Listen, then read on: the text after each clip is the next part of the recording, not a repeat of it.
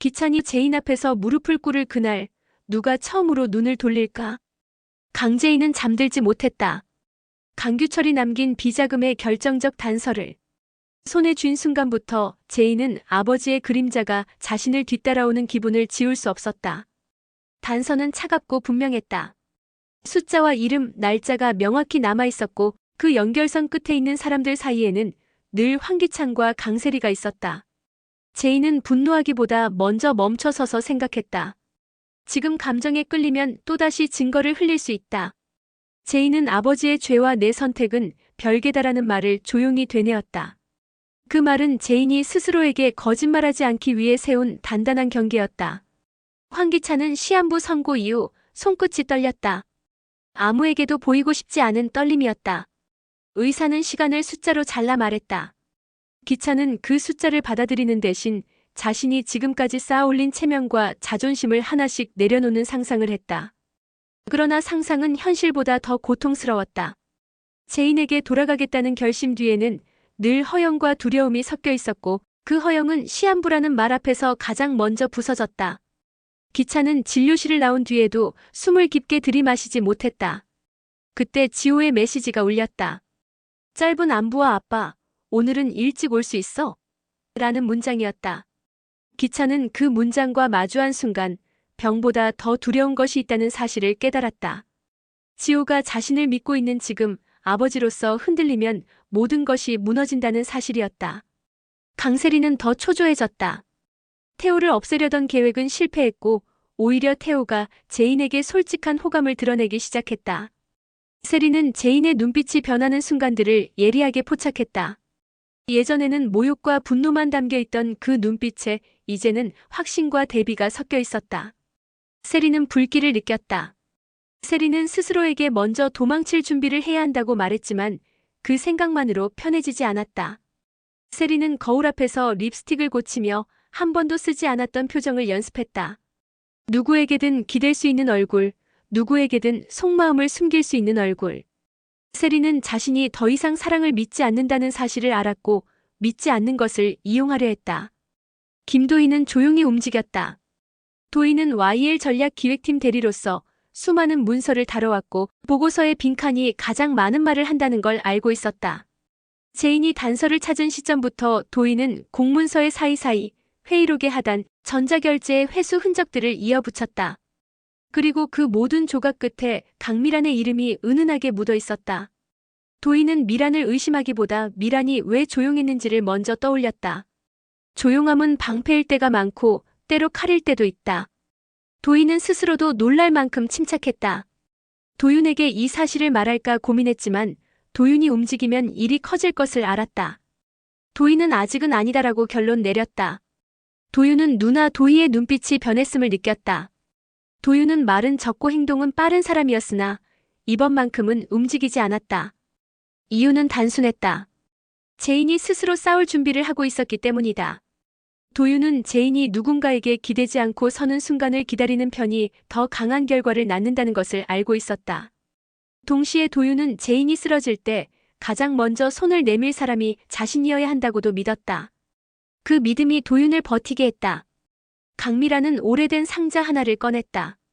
미라는 상자 속에서 자신이 사랑했던 이름들을 더듬었다. 강규철 그리고 강승우. 미란에게 승우는 생모로서의 자존심이자 놓칠 수 없는 미래였다.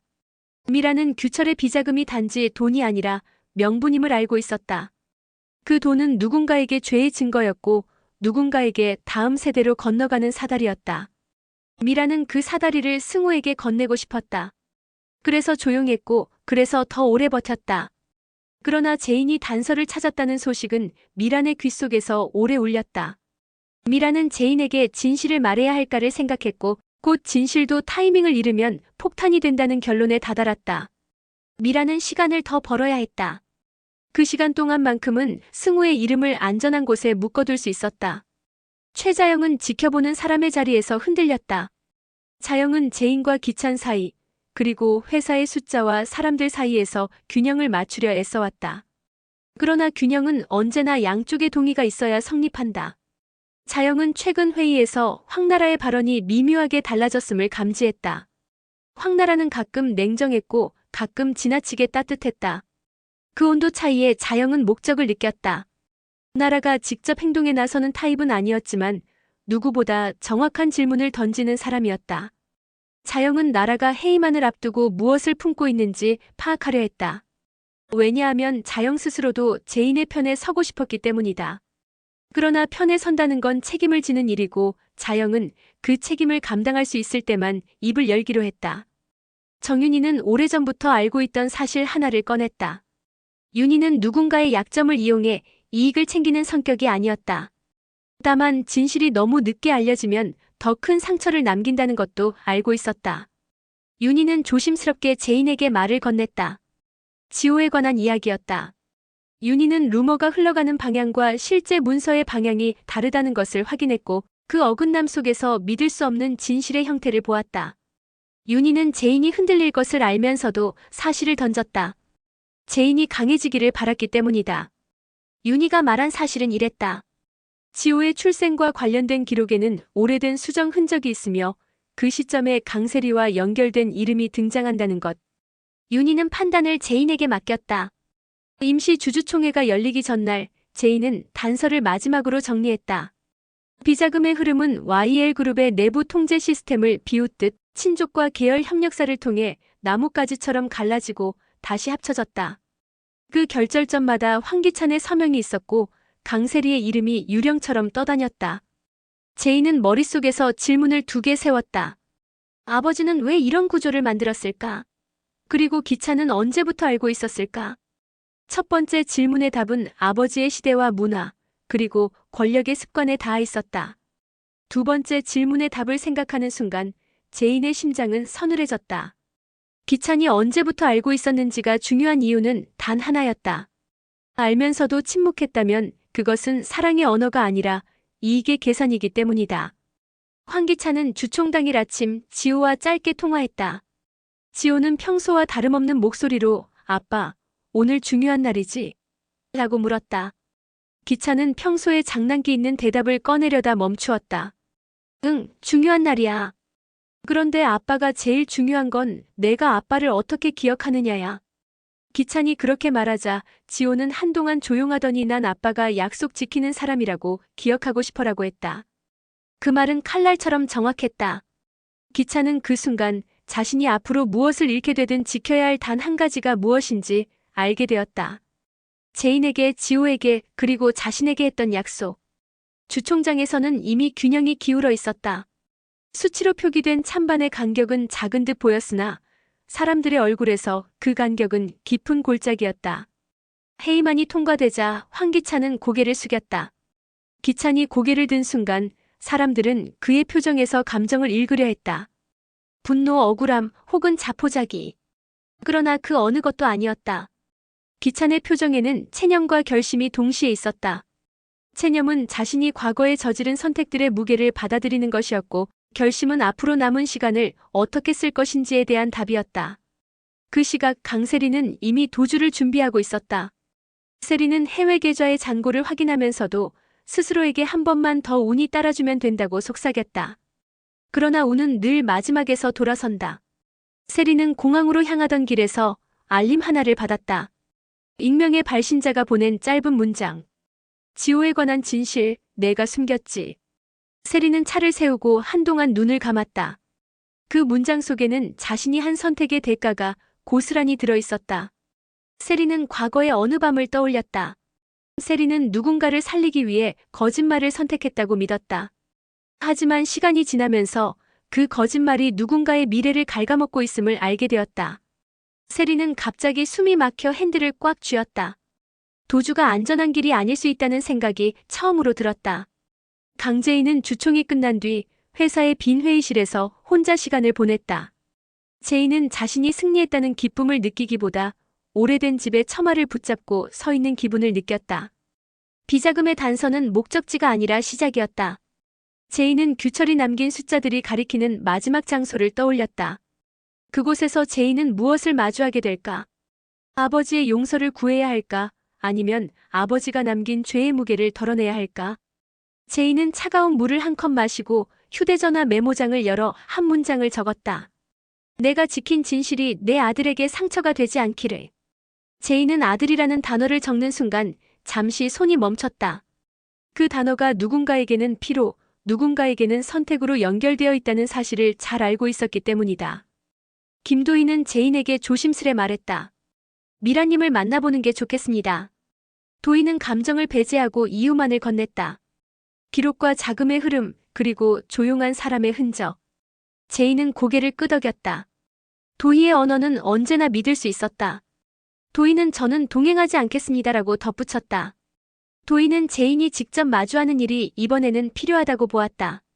누군가의 입을 통해 듣는 진실은 늘 변형되기 때문이다. 강미라는 제인을 보자 먼지처럼 가벼운 미소를 지었다. 미라는 제인의 의자에 앉는 자세에서 제인이 이미 답을 절반쯤 알고 있음을 알아차렸다. 미라는 변명하지 않았다. 대신 오래된 이야기 하나를 꺼냈다. 규철이 한참 바쁘던 시절, 가족이라는 단어가 회사의 도구가 될까 두려웠던 밤들. 미라는 그 밤마다 승우를 안고 속으로 약속했다. 언젠가 내 자리를 지켜줄게. 그 약속을 지키기 위한 방법이 늘 옳았던 것은 아니었다. 미라는 비자금의 일부가 승우를 위한 방패가 되었다고 인정했다. 그러나 미라는 동시에 말했다. 제인아, 내가 묻고 싶은 건 돈이 아니지. 제인은 고개를 끄덕였다. 지호에 관한 이야기였다. 미라는 지호의 출생 기록에 남아있는 수정 흔적에 대해 알고 있었다. 그 흔적은 누구의 치부를 감추기 위함이 아니었다고 미라는 단호하게 말했다. 오히려 아이를 지키려던 서툰 어른들의 합의였다고. 제인은 그 말의 무게를 재보았다. 지호를 지키려는 마음이 왜 거짓과 맞닿게 되었는지 그 경로를 이해하려 애썼다. 미라는 마지막으로 덧붙였다. 내가 진실을 마주할 때 지호가 상처받지 않도록 해라. 아이는 어른의 선택을 이해할 수 있지만 어른의 변명은 이해하지 못한다. 제인은 그 말을 마음 깊이 받아들였다. 그 사이 황기찬은 병원에서 추가 검사를 받았다. 의사는 조심스러운 말투로 가능성과 예후를 설명했다. 기찬은 마지막 문장을 놓치지 않았다. 치료가 무의미하다는 뜻은 아닙니다. 다만 시간이 관건입니다. 기찬은 나오며 시간이라는 단어를 지갑에 넣는 상상을 했다. 시간이 돈처럼 명예처럼 사랑처럼 소모된다는 것을 기찬은 비로소 인정했다. 기찬은 제인을 찾아가기로 마음먹었다. 그리고 지호에게도 진실을 말할 준비를 했다. 그러나 기찬이 준비한 진실은 그가 상상하는 방식으로 흘러가지 않았다. 정윤이가 건넨 자료는 기찬에게도 도착했다. 지호의 출생 기록과 관련된 의혹의 조각들. 기찬은 그 조각들을 읽으며 손을 떨었다. 그 떨림은 두려움이 아니라 과거의 어떤 순간으로 되돌아가고 싶은 욕망에서 비롯된 것이었다. 기찬은 자신이 그때 침묵하지 않았더라면 지금의 무너짐이 조금은 덜했을 거라고 생각했다. 그러나 후에는 미래를 고치지 못한다. 기찬은 결심했다. 내가 지킬 건 내 체면이 아니라 지호와 제인의 오늘이다. 강세리는 공항 대신 제인의 집 앞에 섰다. 세리는 초인종을 누르지 못했다. 대신 문자 한 줄을 보냈다. 제인아, 나 한 번만 만나줄래? 제인은 잠시 망설였으나 만남을 허락했다. 세리는 집 앞 벤치에 앉아 제인을 기다리며 자신이 어떤 말을 하게 될지 머릿속으로 정리했다. 세리는 처음으로 자기 자신을 보호하려는 말이 아니라 누군가를 살리려는 말을 하려 했다. 세리는 제인이 나타나자 맨 먼저 지호에게는 아무 잘못이 없어라고 말했다. 그리고 조용히 덧붙였다. 그날의 선택을 후회해. 그래서 도망치지 않으려고. 세리는 자신의 도주 계획을 스스로 무너뜨렸다. 그 선택은 세리가 처음으로 한 정직이었다. 강제인은 세리의 말을 듣는 동안 단 한 번도 끼어들지 않았다. 제인은 세리의 눈빛에서 두려움 대신 책임을 보았다. 책임이라는 단어가 사람을 다르게 만든다는 것을 제인은 알고 있었다. 제인은 세리에게 물었다. 그럼 이제 어떻게 할래? 세리는 대답했다. 내가 알고 있는 걸 전부 말할게. 그 대신 지호만은 아이만은 지켜줘. 제인은 고개를 끄덕였다. 약속이었다. 제인은 약속을 함부로 하지 않는 사람이었지만 아이를 지키는 약속은 예외였다. 그날 밤 도유는 도희에게 말했다. 준비해. 내일 제인이 혼자 서지 않게. 도희는 이미 준비되어 있었다. 문서, 증언, 그리고 언어. 도희는 언어를 무기로 쓰지 않았다. 대신 언어를 다리로 썼다. 상대가 건너올 수 있도록, 무너지지 않도록. 도인은 자신이 서 있는 자리를 끝까지 지키면 그 자체로 힘이 될 수 있음을 믿었다. 임시 주총 후 폭풍은 거셌다. 언론은 숫자만 보도했고 사람들은 숫자 뒤의 얼굴을 쉽게 잊었다. 자영은 제인에게 말했다. 이제는 제가 나설게요. 자영이 나선다는 것은 곁눈질을 그만두고 정면을 택한다는 뜻이었다. 자영은 황나라에게도 연락을 했다. 두 사람의 대화는 오래 걸리지 않았다. 나라가 말했다. 정확한 질문을 할게요. 거기에만 답해줘요. 자영은 웃으며 대답했다. 그게 제일 좋네요. 다음 날 제인은 미란과 다시 만났다. 미란은 단호했다. 지호의 존재가 누구에게도 흉기가 되어선 안 된다. 미란은 고개를 숙인 채 오래 묵힌 말들을 꺼냈다. 제인은 이야기를 다 듣고도 판단을 서두르지 않았다. 대신 한 문장을 입 밖으로 냈다. 그럼에도 불구하고 나는 진실을 밝힐 거예요. 다만 방법은 제가 정하겠습니다. 미라는 고개를 끄덕였다. 그 시각 황기찬은 지호에게 메시지를 보냈다. 아빠가 오늘 늦을 것 같아. 하지만 내일은 꼭 일찍 갈게. 지호는 알겠어. 아빠 약속이라고 답했다. 그 짧은 문장에 기찬은 힘을 얻었다. 그리고 제인에게도 메시지를 보냈다. 잠깐 볼 수 있을까? 제인은 오래 망설이지 않고 와요라고 답했다. 제인과 기찬이 마주 앉자 기찬이 먼저 말했다. 해임됐어. 그리고 병 얘기도 해야 해. 기찬이 병에 대해 말할 때 제인은 차갑게 굳지 않았다. 대신 조용히 들으며 그의 말 사이사이에서 두려움과 솔직함을 구분해냈다. 기찬은 이어서 지호에 대한 진실을 말하려 했다. 그러나 그 순간 제인의 전화가 울렸다. 김도희였다. 도희의 목소리는 낮았지만 단단했다. 제이님, 지금 알려야 할 사실이 있어요. 지호의 기록 수정에 관여한 사람의 이름이 추가로 나왔어요. 제이는 눈을 감았다가 떴다. 알겠어. 여기까진 함께 가. 그날 밤 네 사람의 선택이 겹쳤다. 제이는 진실을 던지는 방법을 준비했고 기찬은 약속을 지키기 위한 고백을 각오했다. 세리는 도주 대신 증언을 선택했고 미라는 보호 대신 공개를 선택할 타이밍을 고민했다. 각자의 선택은 충돌을 예고했지만 그 충돌이 꼭 파괴만을 뜻하진 않았다. 때로 충돌은 새로운 길을 만든다. 다음 날 아침 정윤이는 한 통의 봉투를 자영에게 건넸다. 윤희는 말했다. 이 안에는 내가 본 것과 내가 들은 것, 그리고 내가 믿는 것이 들어있어요. 저는 누굴 무너뜨리려는 게 아니라 누가 무너지지 않게 하려는 겁니다. 자영은 봉투를 받아들며 고개를 숙였다.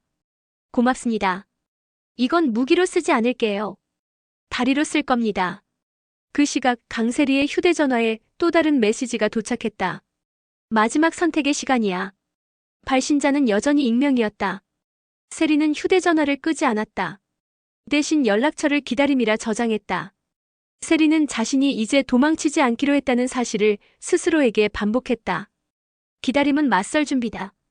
밤이 찾아오자 제이는 한 문장을 다시 적었다. 진실은 아이를 다치게 하지 않는 방식으로 알려야 한다. 그 문장 아래 제이는 이름을 적었다. 강재인, 황기찬, 강세리, 김도혜, 도윤, 강미란, 강규철, 최자영, 황나라, 정윤희, 그리고 지호. 제이는 그 이름들을 천천히 읽었다. 각각의 이름마다 서로 다른 빛과 약속이 얽혀 있었다. 제이는 이름들을 지우지 않았다. 지우는 대신 각 이름 옆에 해야 할 일을 적었다. 누구에게는 용서를, 누구에게는 사과를, 누구에게는 고백을. 그리고 마지막 줄에서 제이는 펜을 멈췄다. 내일 지호에게 먼저 말한다. 제이는 결심을 다졌다. 지호가 상처받지 않도록, 그러나 거짓 없이. 그 방법을 찾아내는 것이 오늘 밤 제인의 과제였다. 그러나 새벽 무렵 예기치 않은 소식이 들어왔다. 태호가 연락이 닿지 않는다는 것이었다. 세리는 숨을 들이마셨다. 태호가 사라진 사실은 세리가 택한 정직의 첫날을 흔들었다. 제인은 즉시 마음을 다잡았다. 누군가가 의도적으로 움직이고 있다. 그리고 그 누군가가 원하는 것은 진실 그 자체가 아니라 진실을 이용한 누군가의 무너짐일 가능성이 컸다. 제인은 서둘러 사람들을 떠올렸다. 이 판에서 새 인물은 없다. 그렇다면 사라진 태호를 둘러싼 원의 어디엔가 이미 답이 있었다. 제이는 미란에게 메시지를 보냈다. 이제 우리 모두가 각자의 답을 들고 모여야 합니다. 미란은 짧게 답했다. 그래, 내일. 자영도, 도희도, 윤희도 그리고 기찬도 같은 시간, 같은 장소를 확인했다. 강세리는 잠시 머뭇거리더니 마지막으로 갈게라고 보냈다. 그들이 마주 앉을 그 자리에서 누군가는 오래 숨겨둔 이야기를 꺼낼 것이다. 그 이야기는 한 사람의 명예를 지키고 다른 한 사람의 거짓을 드러내며 또 다른 한 사람의 사랑을 부활시킬 수도 있다. 다만 한 가지는 분명하다. 이제부터는 누구도 과거의 방식으로 살아남을 수 없다. 제이는 그 사실을 가장 먼저 인정했다. 그래서 더 조용하고 더 단단했다. 그리고 마지막 밤 황기찬은 지호에게 또 하나의 메시지를 보냈다. 아빠가 내일 약속 지킨다. 기찬은 그 문장을 보내고 나서 오랜만에 깊은 숨을 쉬었다. 시한부라는 말은 여전히 그의 등 뒤에 있었지만 약속은 그 말을 밀어냈다. 약속은 사람을 앞으로 걷게 한다. 다음 이야기의 문은 바로 여기서 열린다. 사라진 태호가 남긴 빈자리는 누가 메울 것인가? 지호의 출생을 둘러싼 마지막 조각은 누구의 입에서 완성될 것인가? 그리고 강재인이 택한 아이를 먼저 지키는 진실은 과연 모두를 설득할 수 있을까? 각자의 선택이 서로의 운명을 다시 엮어가는 순간 과거의 비밀과 현재의 결심이 한 줄로 이어질 것이다. 그 줄이 끊어질지 새로운 다리가 될지는 내일의 그들이 답할 차례다. 좋아요와 구독, 알림 설정까지 부탁드립니다. 여러분의 응원이 다음 이야기를 더 깊고 따뜻하게 만듭니다.